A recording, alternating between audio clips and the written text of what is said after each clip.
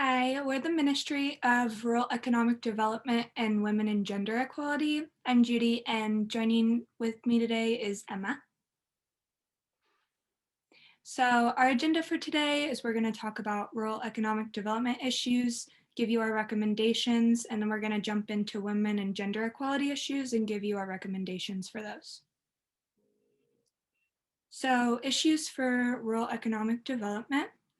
Um, when we were looking at this, we were looking at problems related to climate change, as climate change is really affecting rural communities and economies. So we wanted to look at two main issues that come from climate change. The first one is coastal erosion. So the area between land and sea on the coasts, which is made up of gravel, sand, and mud, and is easily eroded. And we're going to talk about the need for climate change resilient infrastructure. So, infrastructure that can stand a fight against the harsh conditions climate change is bringing. So, coastal erosion, our first issue. This is a large issue because a lot of the Canadian population live on the coast, around 25%. Um, there's also valuable infrastructure in these areas. There's roads, hospitals, buildings, and for example, in Quebec, in the Magdalen Islands, the hospital and the city hall sit really close to deteriorating cliffs. So when these cliffs erode all the way, they will be stuck in a very hard place. Coastal erosion also affects trade flows. So there's ports on the Atlantic and Pacific coasts, and if these ports are eroded, it will significantly reduce trade or cause them to have to build something else. So our coastal erosion recommendations, we're recommending that we put in man-made structures where it is necessary and readily available. So for example, sand fencing would be a good solution for longer areas of the coast that aren't very important. So maybe not where the trade ports are. And sandbags can also be used in this manner. So like surrounding local communities that will not be affected by large storms. However, in areas where there could be large storms or that are more important, like the trade ports areas, we would want to implement seawalls because seawalls can withstand a lot of harsh weather conditions. And even though they're more expensive, they help prevent erosion strongly.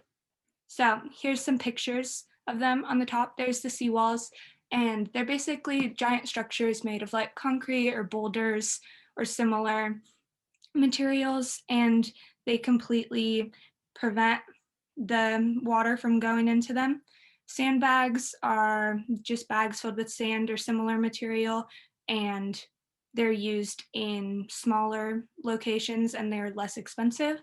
Sand fences do similar to sandbags, however, they let sediment go through them and actually build up a dome behind them, protecting the coasts behind them.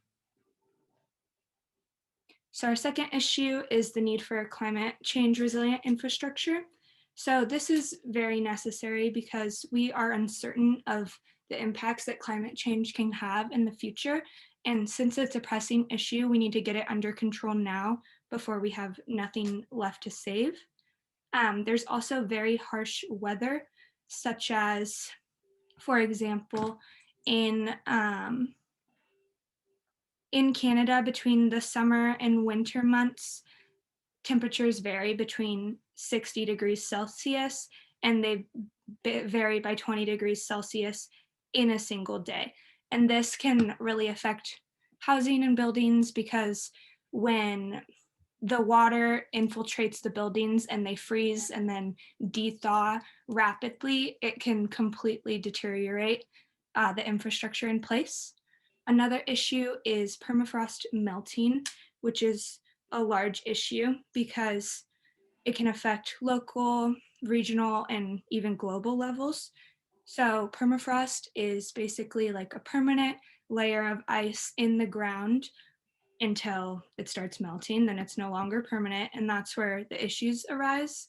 So the ground can deteriorate, it can lead to cracks and even collapsing buildings, and it can also um, release bacteria into the environment that can have detrimental effects on rural communities, and it has terrible effects on their hunting and fishing abilities as well. So our recommendations for climate change resilient infrastructure is the implementation of the climate resilient infrastructure in buildings, which may be costly. So we want to assess the costs and benefits for each of these sections. And if the costs of implementing these resilient infrastructures um, outweighs the benefits that the rural communities will have, we would want to move these rural communities to less vulnerable locations that will not be as much affected by climate change. Awesome. And I'm going to jump into women and gender equality, specifically women in poverty and affordable housing issues. So it's important just to kind of look at the facts first. 1.5 million women live in poverty. 30% are raising their children in poverty.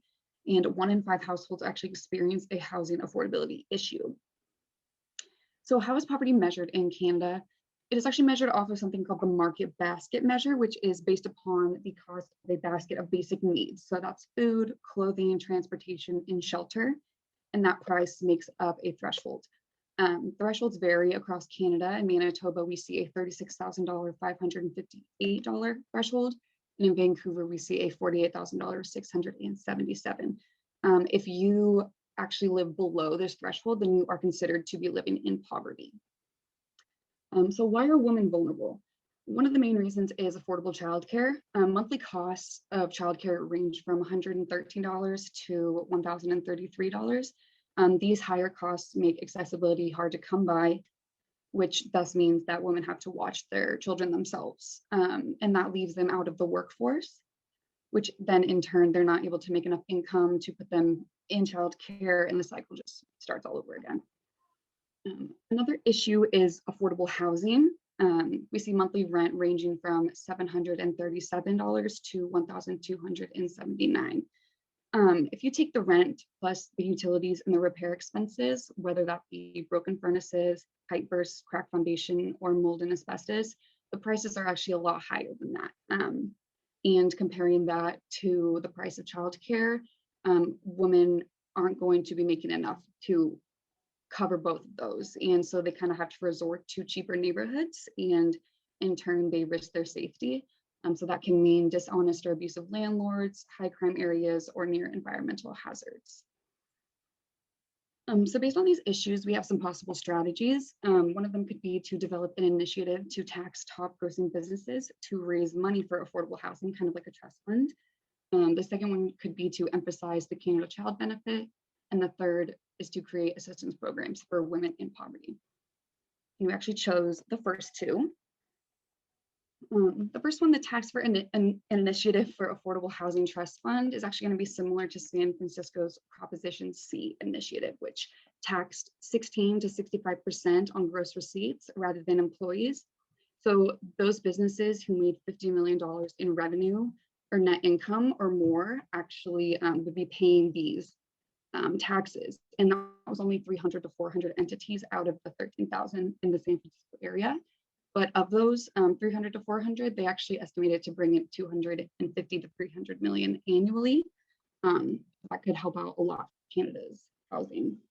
With these funds that we would get from the tax, 80% would go to the Canada Mortgage and Housing Corporation, whose mandate is to help Canadians access affordable housing.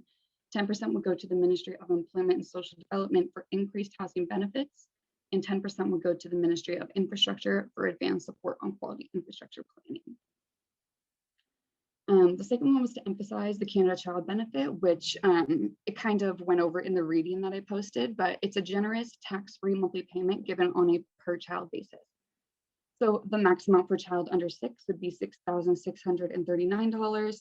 and 5,602 for each child over the age of 6 to 17. What's great about this is that it focuses on low and middle income households, and 90% of those households received the benefit in 2016. The Canadian government also reports that single parents are among the families receiving the largest amounts. So, for example, a single mother of two children, aged 5 and 8, with a net income of $35,000 in 2016, would have received $11,000, 125 in payments in 2017 and 2018. And these payments kind of provide that flexibility for these parents to find that childcare, and it kind of just gives them more flexibility on what they want to do with it. Awesome. So these were our recommendations, and we look forward to your questions. Thank you so much.